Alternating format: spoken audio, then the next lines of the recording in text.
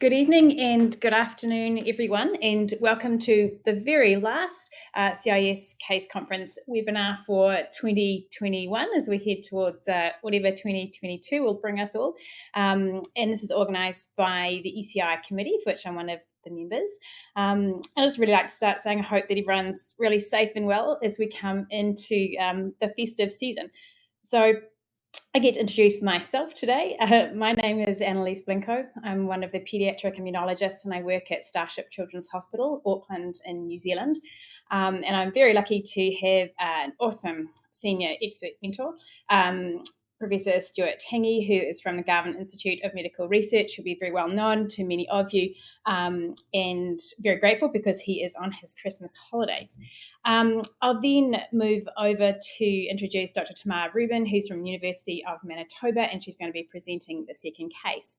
Now, if you've got chats, comments, questions, please throw them in the chat box. Tamar's going to moderate that for me. I'm very happy to take pauses during the talk if you've got things that you'd like to discuss, if not afterwards. All right, and you just remember everyone to remain muted. Okay, so we're going to go through a very short tale of immune activation. And when I was thinking about which patient to present today, I really thought about Christmas, and this is one of my very first patients that I had over Christmas as a new consultant back here. So she was very fresh on my mind. She's an interesting case, work in development, so also happy to take any comments and suggestions. So the case is a 6-year-old girl. She's of non-consanguineous New Zealand Māori and New Zealand Māori European origin. And she lives with her family up in Kaitaia, which is up in the far north of New Zealand, about 4 or 5 hours away from Auckland, which is where Starship is based.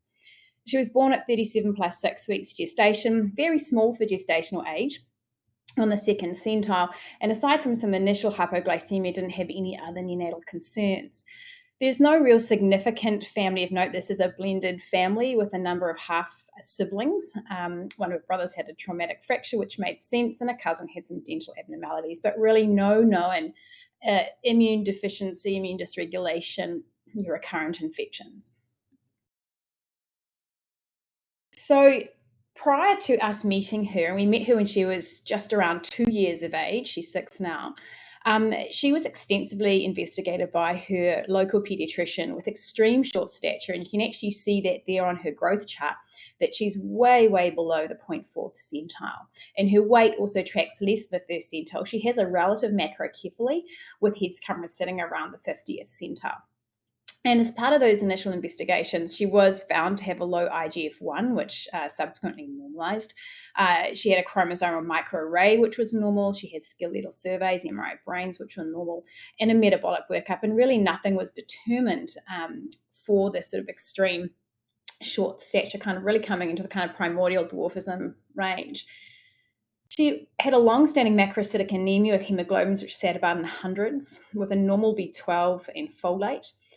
She had speech delay, but otherwise developmentally it was pretty good.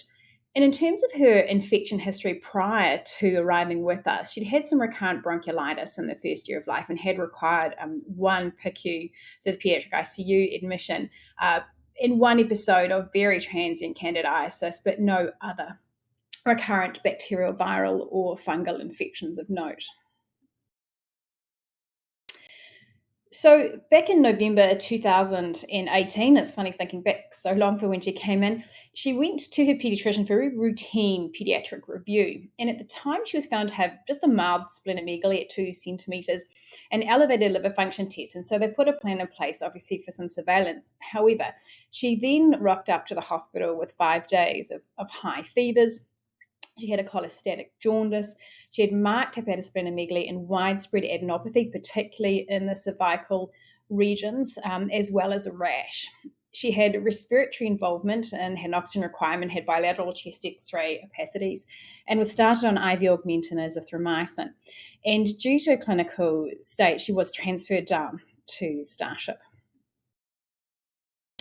So when she arrived with us, her initial examination was a very unwell child. She'd had this sort of progressive liver dysfunction, but very cholestatic type picture, more than more than it being a transaminitis. She had stridor and moderate work of breathing. And she had this sort of marked hepatosplenomegaly at 7 centimetres and diffuse cervical adenopathy. When you looked at her, she almost looked as she had this sort of very widespread parotitis at the time. She was really sort of struggling with her breathing. She had a persistent fever and was also irritable.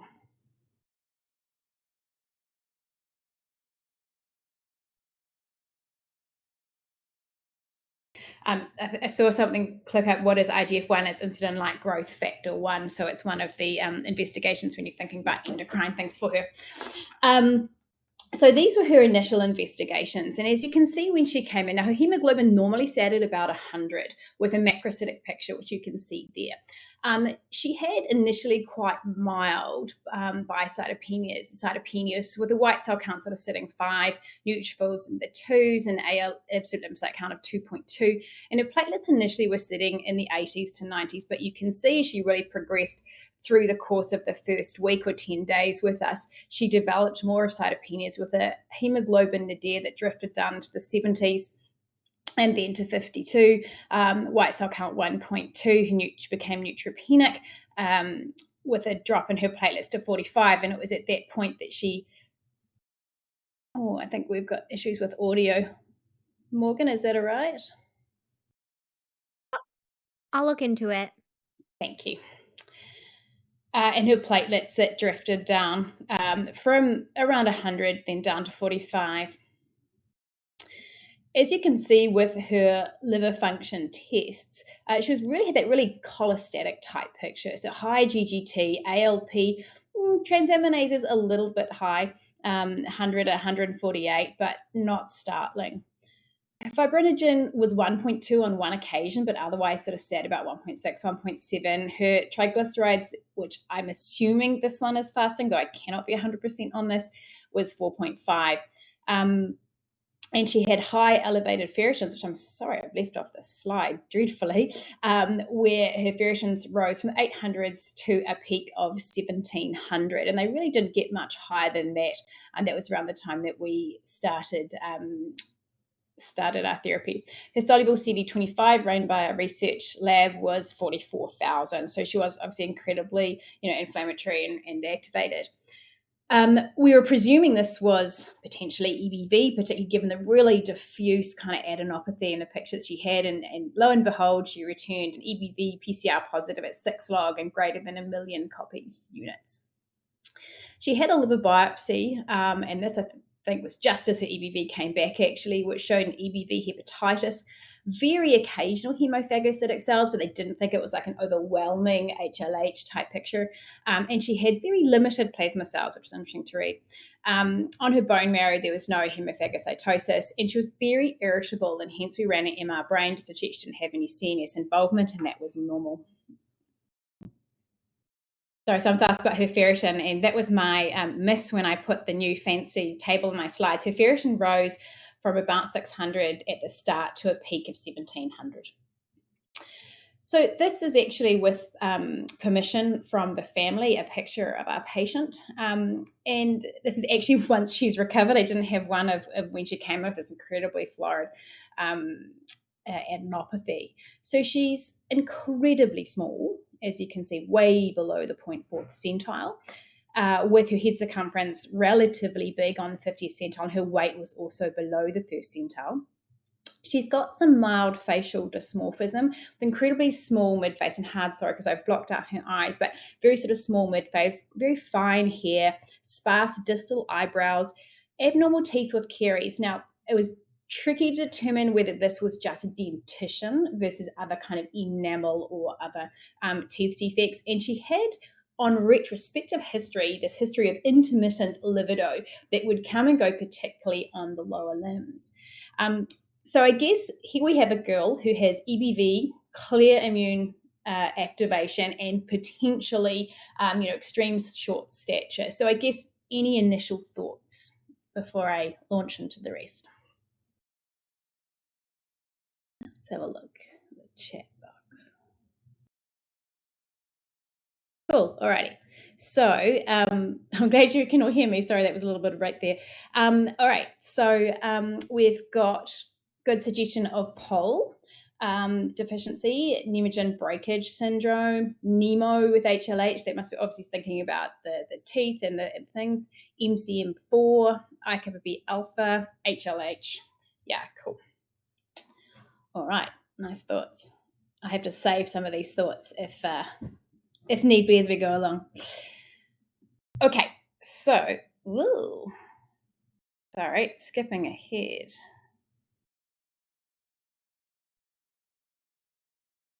Yep, my T-cell EBV HLH. So, acute management-wise, as many of you have said in the chat there, consistent with EBV-driven activation, HLH, with clinical deterioration. And there was quite a lot of conversation with the hematologist-oncologist who has sort of run some of our therapy for HLH about whether she did have some atypical features because her fevers had started to settle on their own before we really hit her with steroids. Have sky high ferritins, but we really, on balance, thought, yes, this definitely fit with that.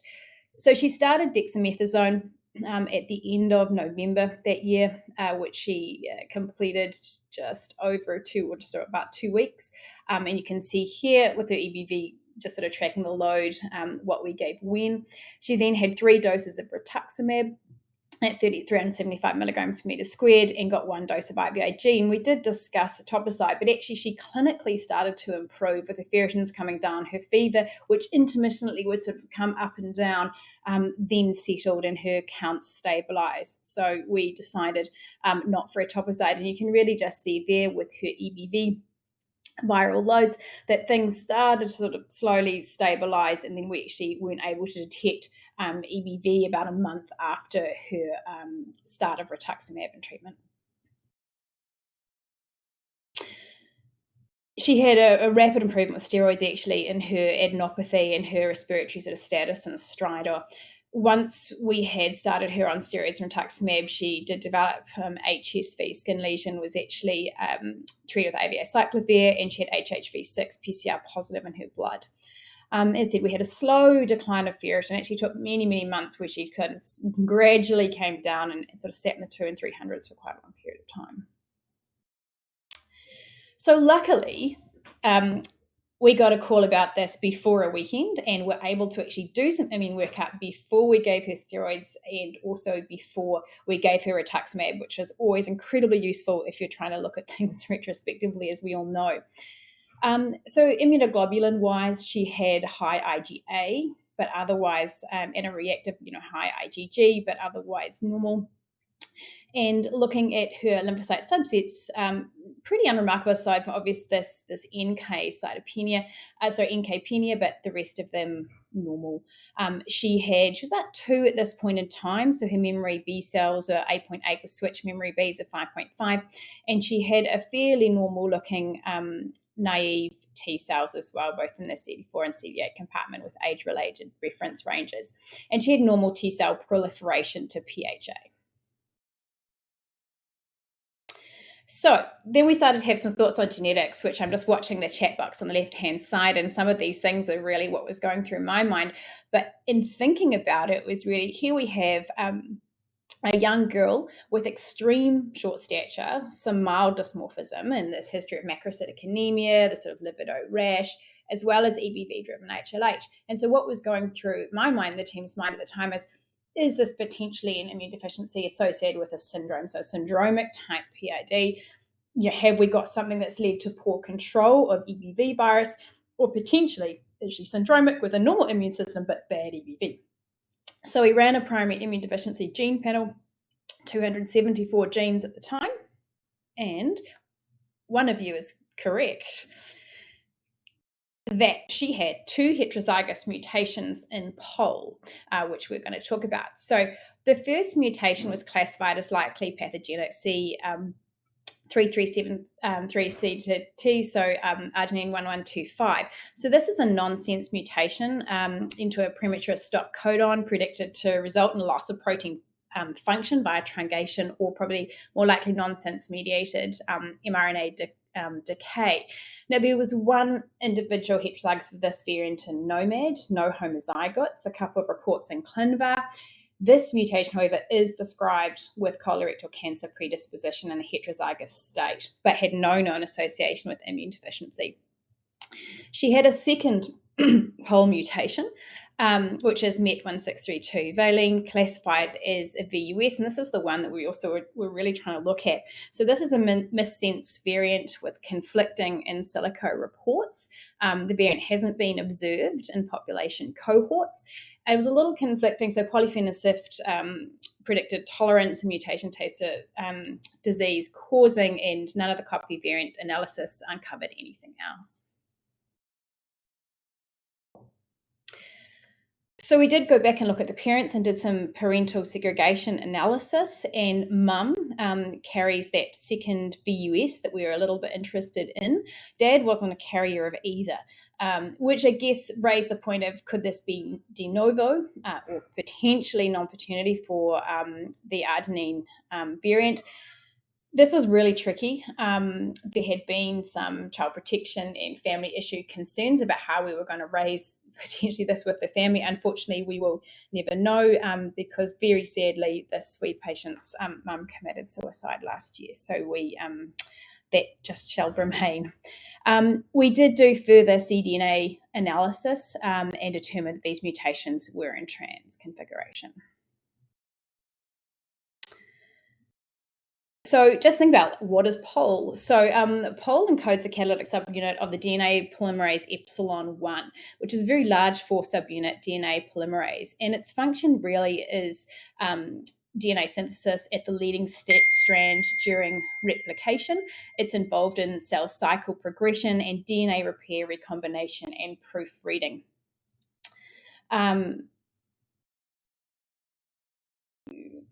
So mutations in the DNA polymerases cause changes, obviously, in DNA replication, cell cycle progression. We all know are associated with mutagenesis and cancer causing. The mutations that are thought to have very strong effect on function would not be compatible with life. However, hypermorphic mutations are postulated to cause multi-system defects. And we know that somatic and germline mutations in the proofreading domain of POL1 are associated with colon and endometrial cancer. And this is one of the variants that we have detected in that family, but we don't think explains her clinical picture.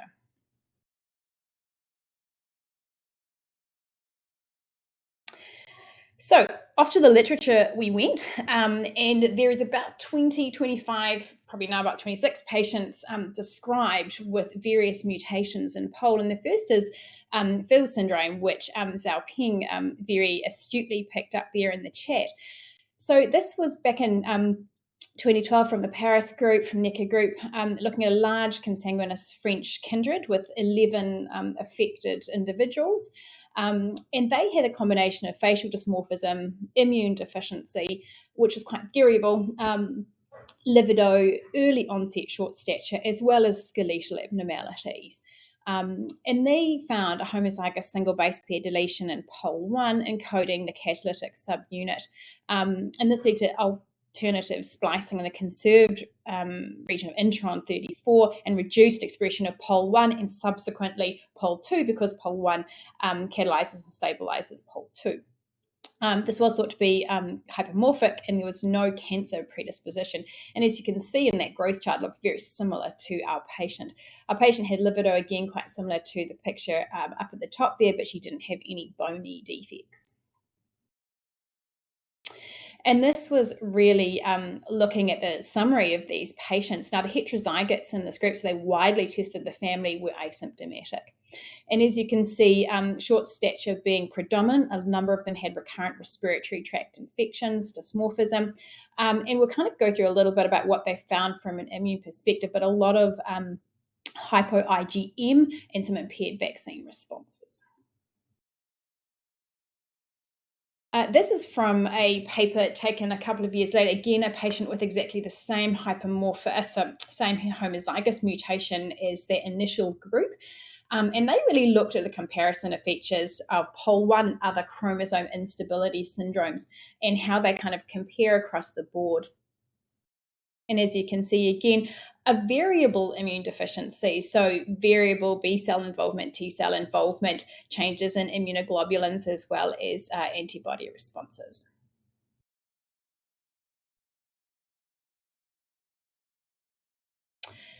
And then in 2018, Logan et al. Published a group of patients. So basically, they were running whole genome sequencing on individuals with microcephalic primordial dwarfism, and found, because there's a number of genes involved, obviously, in the cell cycle progression, that have now been identified as monogenic causes of extreme short stature. And what they identified was 15 patients from 12 families who fit the clinical kind of phenotype of MARG syndrome, which is normally associated with a different mutation still in the DNA repair. And these patients present with IUGR, metaphyseal dysplasia, adrenal hyperplasia, and genitourinary abnormalities, as well as facial dysmorphism and variable immune dysfunction. Now, this group of patients had biallelic POL mutations, and all patients shared the same intronic variant, plus a second variant in trans, leading to loss of function. So really what they were saying is these were hypermorphic type mutations, and it led me to think, are we actually missing here an intronic variant? And that is really where we are going with this chart at the moment. So this is a group published from Logan's group, and you can see, quite a consistent dysmorphic type pattern, slightly different from our patient actually. We don't have the sort of microcephaly that is seen often, obviously, with our DNA repair disorders and seen in this. However, again, she has that extreme short stature, livido rashes that a number of them do have. And again, this really just looks at some of the sort of extra immune system features that they have. So a lot of scoliosis, bony type disorders, various adrenal disorders, hypopituitarism, and other adrenal issues. One patient there, just to note, had a Hodgkin's lymphoma, but again, no major cancer predisposition seen in this group. And that's really what I was saying there, that these mutations seem distinct from the mutations that confer a non-syndromic susceptibility to cancer. We have to keep in mind, obviously, with our patient that she does have one other variant that is associated with it. And really combining what's been published so far is that the patients from an immune perspective have presented with recurrent sinopulmonary infections, bronchiectasis, strep, meningitis, CMV pneumonitis. Now, there was one patient who presented with CMV pneumonitis and then an EBV-driven HLH, and that's the sole patient in any published cases that had a transplant, as well as HSV infection. And those two patients at the bottom there were actually siblings. From an immune phenotyping perspective, it was predominantly more affecting the B cell lines than the T cell lines. However, there were a few patients that had low naive T cells and poor T cell proliferation. And again, we saw across both papers low IgM levels, poor responses to polysaccharide vaccines, and the initial Schmid group, a predominance of low switch and memory B cells. So what was kind of interesting was starting to think about this patient in terms of how we were going to work them up and determine how relevant, because obviously I had great clinical suspicion given the clinical phenotype, and I liked POL as an explanation for this, but it didn't quite fit in terms of the variants that I did actually have. So what both groups found through further functional studies is that mutations and defects in POL lead to impairment in T cell, B cell proliferation, particularly in the early cell cycle progression, so the G1 to S phase progression. And that was also seen in impaired proliferation and progression in chondrocytes and osteoblasts, which may be obviously why we're seeing a lot of those kind of multi-system disorders with growth and development coming through. And again, same thing was seen by Logan's group, that those biallelic mutations also led to that delayed S phase progression, and that their biallelics were probably leaky and hypermorphic, permitting some residual expression of POL1. So what do I do when we can't do what we'd like to do in New Zealand is phone a friend. And that friend across the email was actually calling over to Stuart Tangye at Garvan to say, hey, Stuart, I have this patient who is incredibly interesting. I really want to try and work out whether these variants, which I'm suspicious of something in pole, fit. And so my question was really, can we assess for impaired early cell cycle progression that T cells can really expand the lymphocyte phenotyping for this girl? Now, unfortunately, we weren't able to do it for her B cells because obviously she had rituximab, and even though this was 9 months out, she still hadn't had much recovery. So when Stu's group looked into this, and thank you for the data from that, in the CD4 compartment, in the memory compartment, the CD4 positives, many were CXCR3 and CCCR6, really looking at sort of a Th1 inflammatory phenotype, not so unsurprising. And the memory CD4 T cells had higher PD1 expression, so looking really at sort of persistent activation of those.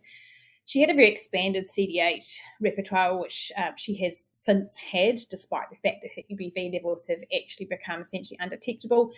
She had few naive T cells and more of the CD45 RACCR7 negative Tamar cells. In the activation, looking at the kind of T cell activation, she did have exaggerated activation of her immune cells, with accelerated loss of CD28 positive, CD27, and premature acquisition of the CXCR1 and CD57 by affected memory cells. And Stuart kind of made the comment, this is similar to what we see in patients with chronic and severe infection, but also in the sort of DOC8 and PIK3CD groups. Interestingly, and this is what we were again interested in, and we had previously had normal T cell proliferation, but her T cell proliferation was intact at 3 and 5 days under IL-2 stimulation. So they looked okay. We'd love to further phenotype her B cells, but still not ready for that. Okay, so speaking about her B cells, so she actually had B cell recovery in a numerical sense at 6 months post-rituximab. However, she really kind of remained hypo-IgG from that point and actually was quite symptomatic, and we'll go through her infections. She had poor dynamic vaccine responses when we did vaccinate and boost her, and she therefore started on immunoglobulin replacement therapy 2 years ago, and I'm very hopeful and optimistic she may be recovering, but I'm not sure yet. And my question around this was really, is this just post-rituximab and things are a bit slow and she's got slightly, more vulnerable B cells, or has rituximab really uncovered more of an inherent B cell defect associated with POL? And that's really where my thinking has been for her. As you can see here, she is now finally got some IgA, and her IgM still sitting on the low end. So from 6 months post-rituximab, she started having a lot of infections, recurrent lower respiratory tract infections, otitis media with discharging ears, and then with effusions, and had a mild conductive hearing loss. Chronic wet cough has really plagued her for the last year, and we've really managed her as a protracted bacterial bronchitis with our respiratory team. And she is having physiotherapy, and we often use prophylactic amoxicillin in addition to her IVIG just to really help protect. And actually, as we come into summer and she loves jumping on the trampoline, which is great physiotherapy for her, I hear that she's actually doing now finally very well from a cough perspective. She got admitted a couple of months ago, where I was a bit suspect. She had a crury left distal tibial osteomyelitis versus an insufficiency fracture after jumping a bad jump on the trampoline. But that also coincided with salmonella gastroenteritis and bacteremia, which another member of the family also had after eating some chicken that they brought into the hospital. So we think probably it was a fracture rather than osteomyelitis, but we did treat it quite aggressively until we were sure. She was bothered by molluscum for a while. And our good old EBV, she sort of fluctuated with low levels in the kind of 2 logs for quite a long period of time, and then to the negative and then into the 2s, but currently has negative viral loads. She's got a persistent CD8 lymphocytosis and has no clinical lymphoproliferation. So actually, clinically, she's very stable from the EBV and activation perspective right now. Just to last view, just on her growth, again, incredibly short, with a height velocity of only 4.8 centimeters per year. She has had an endocrine review recently. Again, she's got a normal insulin-like growth factor 1, normal thyroid function, and normal growth hormone stimulation testing. But she has been commenced on growth hormone replacement on compassionate grounds to see if we can get her to gain a little bit of height, because it is a bit tricky for her. She's just started school. Her adrenal axis is actually intact, and that was quite interesting when you think about those emerge patients where you saw a lot of endocrinopathies, but so far she seems to have actually escaped that. She gave me a slight palpitation when she started developing some skin issues, and skin issues have definitely been described in other patients with POLS syndrome, where she got these very hypopigmented and then widespread lesions last year. But biopsy looked consistent with a psoriform dermatitis and actually settled beautifully over the course of a couple of months with some topical steroids, and touch wood, haven't come back. So as I said, pre-Christmas update, she's actually doing very well. No current cough. She is starting school. She has speech delay, and she's tolerating her weekly skig well. And I'm just really watching her immunoglobulin levels to see whether or not we see some improvement at some time. We could try her off and then hopefully one day think about her B-cell immunophenotyping. So I guess a couple of questions remain, and a couple of Christmas key points, and why I thought that she was quite interesting is here we have a patient with potentially an incredibly rare disorder of DNA repair disorder. So she's got 2 heterozygous variants in POL, one considered pathogenic with cancer predisposition, one considered a VUS, which so far we haven't really been able to prove, but we do have a high index of suspicion given the rest of her clinical picture, which is often, I guess, the place we find ourselves in. We do have plans to look for that intronic variant that was seen in the IMAGE group with targeting whole genome sequencing. Potentially one day we might be able to look at POL expression. So that's where we're kind of up to from a genetic perspective. And in terms of ongoing surveillance, we're just really closely watching her B-cell recovery and watching her EBV viremia. And we've always very much thought she was a bit of a ticking time bomb, particularly in her first year with the EBV there and how she presented and whether she could tip back over into an HLH picture. And we therefore just tissue typed her ahead of time, that if we ever need to, obviously we can move towards transplant, and the family, are very aware of that. And that would also obviously raise the question around conditioning. If we do transplant her, given this is, considered a DNA repair defect, and so far N equals 1 of any of these patients being transplanted. And that is me done perfectly on time today for once. Alrighty, let's have a look. Tamar, do you want me to have a run through? Because there's not too many questions. I think everyone's thinking about the Christmas turkey and ham and pavlova if you're living in my end of the world. So, Amit says, is the increased susceptibility to EBV in POL due to NK cells, or are there other mechanisms? It's a very good question, which I actually do not have a very good answer for that. I mean, so far in terms of EBV, we've only got our patient and one other patient who's been described with EBV. So not sure. Now, her NK cells have actually normalized, by the way, as well. So I know they were very low in the kind of 30s when she came in, but now on follow-up, they're sitting in the normal range.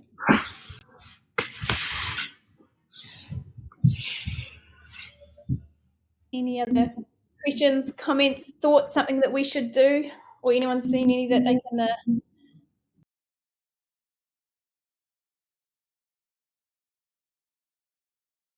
all right, cool. Do you know if there's any type 1 interferon activation seen in these patients, like for Bloom, Artemis, AT?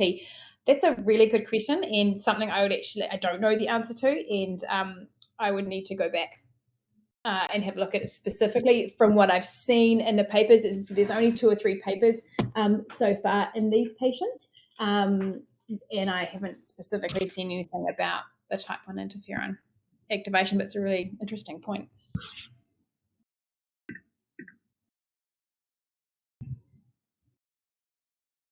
Alrighty. Cool. If that's me done, okay, it's good. I missed a question there. No. Okay. That's just a one from Kate Sullivan. Oh yeah, a reminder about the skin.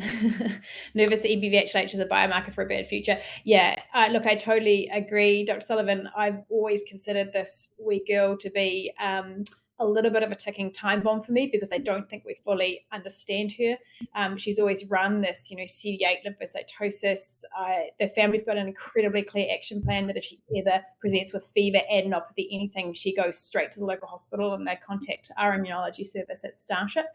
Everything that sort of comes up when there's skin flared recently, I wondered if she was a bit dysregulated and are we just starting to see things. So yeah, she's on a short leash, I think would be a good thing. We didn't try any antivirals for EBV for this one. Let's go.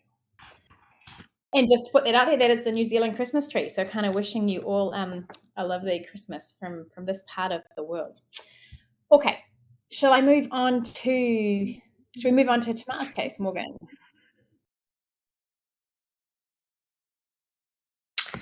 Great. So thanks very much, Annaliesse. I swear that we did not consult with each other, but it seems like the flavor of December is EBV. So my name is Tamar Rubin. I'm a pediatric clinical immunologist and allergist at the University of Manitoba in Winnipeg, Canada. And I'd just like to thank Dr. Cohen from the NIH, who's been the senior expert mentor on this case. So I'm going to talk about a young man with unusual facial swelling. And I just want to begin by acknowledging that the place where I live and work is on the original lands of the Anishinaabe, Cree, Oji-Cree, Dakota, and Dene people, and the homeland of the Métis Nation. Okay, so my objectives, probably a little bit ambitious in the next 15 to 20 minutes, but review immune control of EBV infection, discuss the evaluation of individuals with suspected impaired EBV immunity, and then just really go broadly over management strategies for EBV infection of both immune competent and deficient individuals. So this is an overview of the case. This was a 24-year-old male, interestingly referred to the immunology clinic, this time by a neuro-ophthalmologist, not a common referral base for us. The concern was facial and ocular muscle swelling for up to 5 years and the inability to move his right eye despite normal cranial nerves, brain imaging, and multiple tissue samples that had EBV in it, including the lymph node and muscle biopsies. And the question and reason for referral was really whether or not this young man had an abnormal immunologic response to EBV infection. So basically, this is a young man who was previously healthy, but around age 19 developed intermittent, painless lower right face swelling. And he would periodically get treated for cellulitis with antibiotics, but that wasn't really effective. But about 2 years prior to him, to me seeing him, he actually developed bad headaches and suddenly lost the ability to move his right eye. In addition, he presented to an ophthalmologist and was identified to have Hoagland's sign and underwent some imaging at that time. So just as a refresher, Hoagland's sign is bilateral periocular swelling that's often an early initial manifestation of EBV infection. And this is not our patient, but another patient with the sign. You can see that there's that sleepy-eyed look that's characteristic of early mono, and the picture on the right is just a week later with quick resolution as is characteristic. So anyways, our patient underwent a CT of their brain as well as the orbits, which showed mild bilateral extraocular muscle enlargement, as well as some proptosis, but an otherwise normal brain. And the radiologist's impression at this time was thyroid-associated orbitopathy, although on further investigations, there was nothing abnormal about this patient's thyroid. So several months later, the patient had ongoing inability to move his right eye at all, worsening swelling of his face, and this ongoing bilateral periocular swelling. So he underwent MRI of his orbits and neck. And I'm not a radiologist, but I can certainly see that something abnormal is happening on the right side of his face here. So abnormal induration of the subcutaneous fat over the right cheek, as well as diffuse edema of the right masseter, and you can still see very prominent retroorbital muscles and bilateral proptosis. And there wasn't really a specific diagnosis here, but the impression was that, we need to get some tissue and really see what's happening here. So this is the first tissue sample. The right temporalis superficial fascia and muscle was biopsied, and it showed chronic inflammation, mainly lymphocytes and plasma cells, and these stained positive for CD3 T cells, CD5 T cells, CD20 B cells, which were a mixture of kappa positive and lambda positive plasma cells, as well as frequent scattered non-foamy macrophages that were CD68 positive. And subsequently, after EBV became apparent in some other tissue, the slides were retrospectively stained and EBV was present. They looked, of course, for evidence of carcinoma, sarcoma, melanoma, and other malignancies, and nothing was found. IgG4 disease, amyloid, etc., and nothing else specific. So several months later, he had some repeat imaging of his orbits and neck, and really the same findings were found in his ocular muscles and the facial muscles, but now he had this bilateral jugular lymph node enlargement that enhanced after contrast.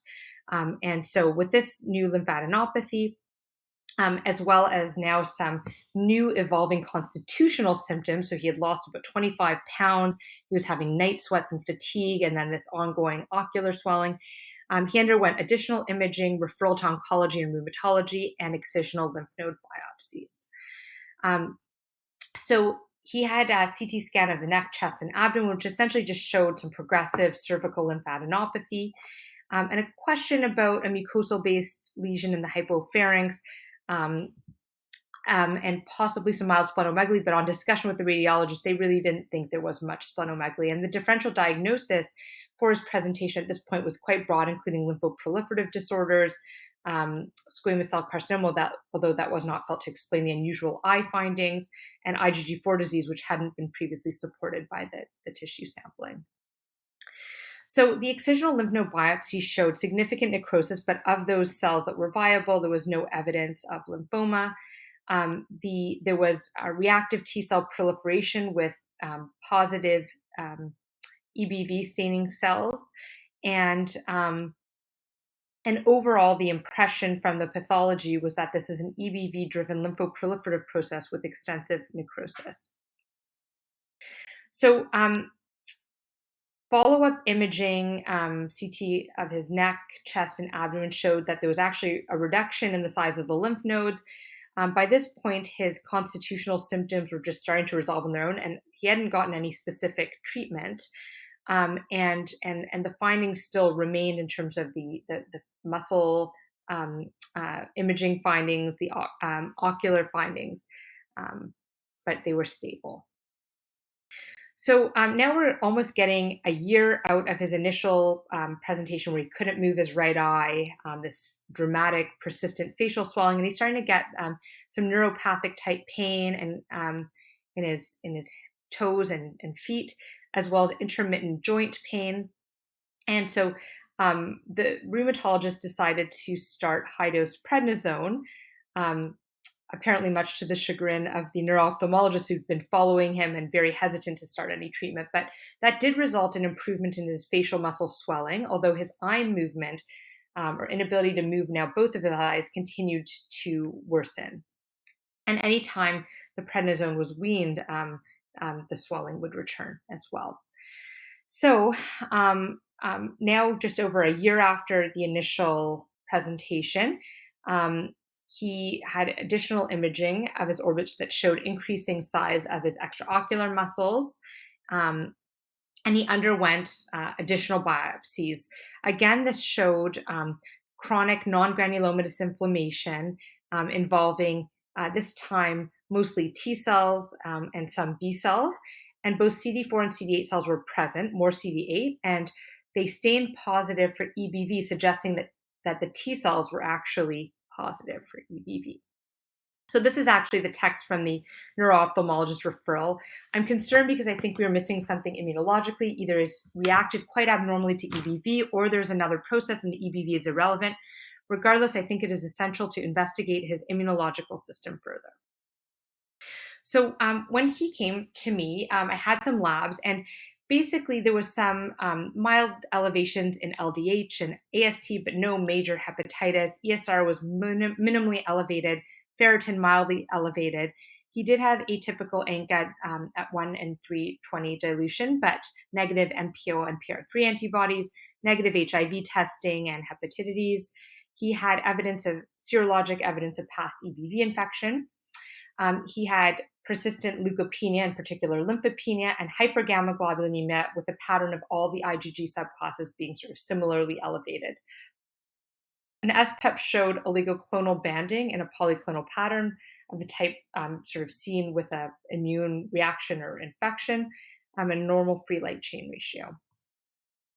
So when I saw him in clinic, he was still on daily prednisone, about 10 milligrams a day, and he had this new ongoing non-healing lip sore, and he'd been treated with acyclovir. It had been tested many times for HSV. It was negative.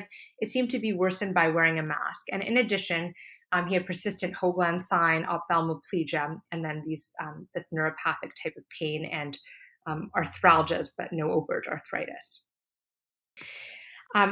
When I saw him sort of with a light on, whether or not this could be an underlying immune deficiency, really, there was not much to uncover. He reported having bad sinus infections about once a year, but he never got antibiotics, never had sinus surgery.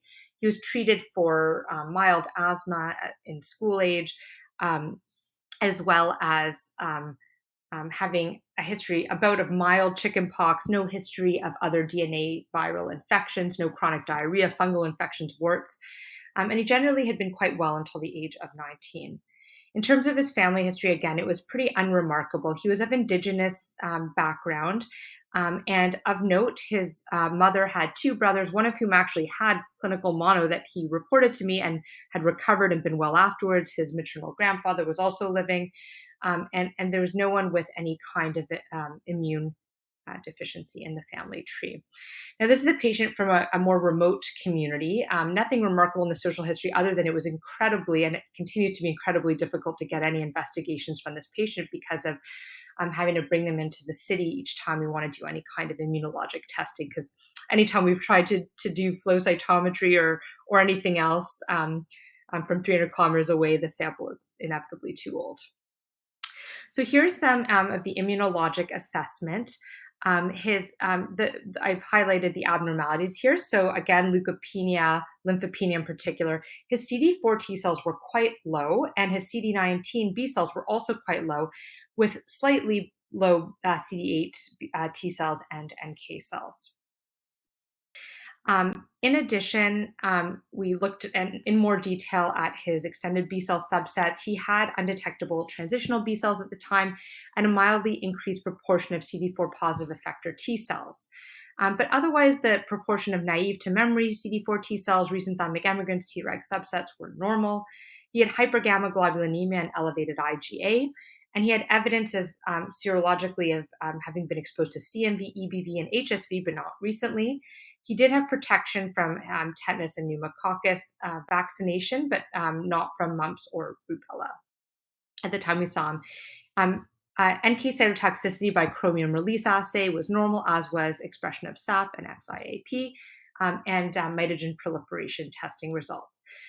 So he'd had multiple serologic assessments for EBV prior to me having seen him, but when I saw him, we also tested for EBV in the blood, and you can see that he has quite high viral load in his blood. And finally, just last week, we were able to check EBV on fractionated cells, lymphocytes, and he has quite a lot of EBV detected in his NK cells, although interestingly not in the T cells where the EBV stained positive in the tissue samples.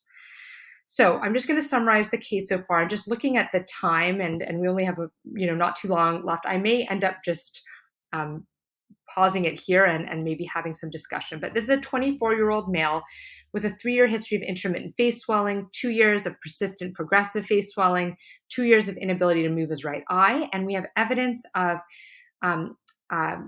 lymphocytic infiltration, predominantly T cells, staining positive for EBV in the facial and ocular muscles and soft tissue, lymphocytic inflammation, also seen in the lymph nodes. He did have some constitutional symptoms at one point, which were quite concerning, but they resolved without any treatment. although several months later, after there was a period of stability and those symptoms resolved, he was treated with steroids with some response. Although definitely not a complete response. And the immune evaluation to date showed hypergammaglobulinemia, CD4 and CD19 lymphopenia, and then high EBV viremia, including in NK cells, which is atypical, including over 1 year after at least we first detected it. So some of the questions is, what else should we order? And this case is still somewhat undifferentiated. What is the diagnosis here? Is it even an immunologic disorder? And how should we treat this patient? And so just to give you all the information that we have here, we did send a primary immune deficiency gene panel to a commercial lab, and he was found to have 2 variants of uncertain significance in genes associated with autosomal dominant diseases. But I didn't, I would love to hear from others, but I didn't think they really fit with his clinical presentation. And so I haven't really pursued them at this point, but one of them is in IFIH1, and the other is in NLRP12. Oops. And so the pending plans, exome sequencing is pending, mitogen proliferations were normal. He was referred to BMT for HLA typing as well as to ENT just to examine that hypopharyngeal lesion that was seen over a year ago, dermatology to possibly biopsy the lip, and for a PET CT scan. Okay, I'm just going to pause there and maybe see what some comments are. Some comments about the EBV virus in general. It is the virus that keeps on giving all year round. I would agree with that.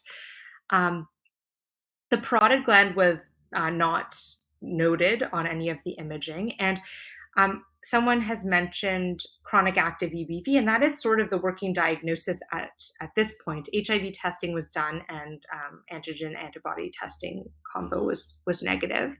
And other than the ANCA, no other autoantibodies. And the only lymphadenopathy that was really seen was the in the neck. And they commented on bulky splenomegaly, but again, on review with the radiologist directly, they didn't really think that it qualified as splenomegaly, and it was stable over a period of observation. Okay, no echo was done. And then there's a question about the EBV positive cells are for sure T cells or at least lymphocytes and not muscle cells. Dr. Cohen maybe could comment. Has kindly agreed to accept the slides, the pathology slides, for a second review. But from the impression of the pathologist in our center, it was EBV staining in lymphocytes that also stained positive for CD4 and CD8. Okay, and I don't know that if we did have the ability to stain for those for LMP1 and EBNA2.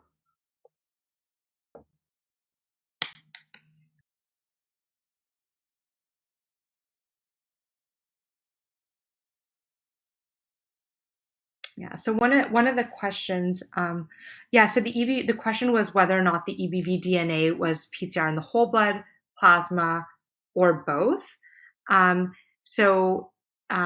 That was in the whole blood initially, and then subsequently on the fractionated cells.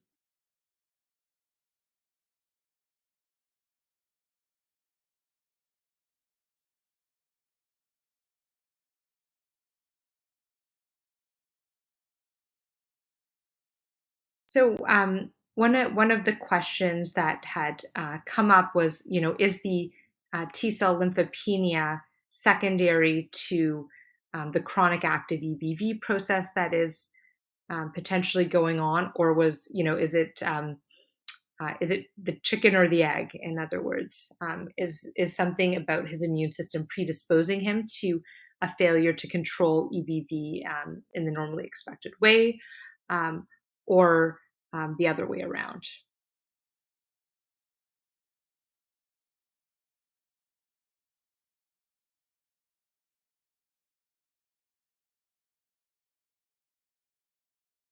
So there's a comment in the chat that that EBV flow fish is useful for the diagnosis of chronic active EBV. So how does that work?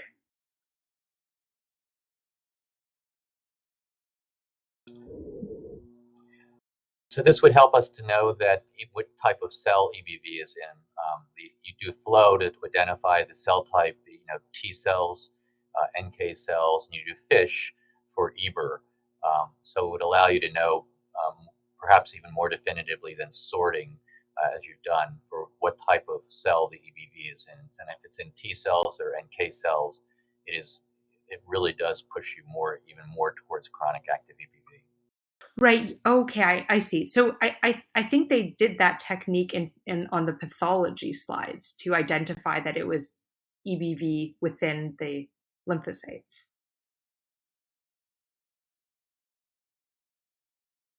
But not, I guess it's not flow, but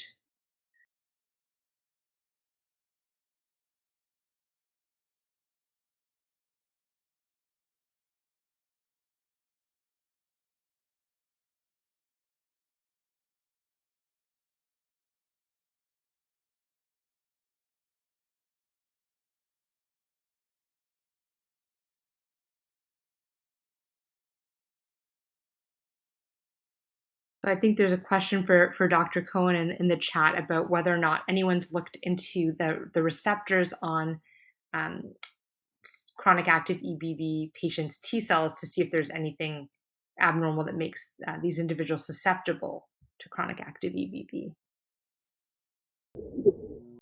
Yes, it's not. People have looked, and it's thought that it probably gets into cells the same way it would get into other cell types, but it's really unclear at the present time. But it's not thought that there may be. It's possible these are sort of more immature T cells that may express some of the proteins that would allow the virus to get into cells, but it's speculative at this point.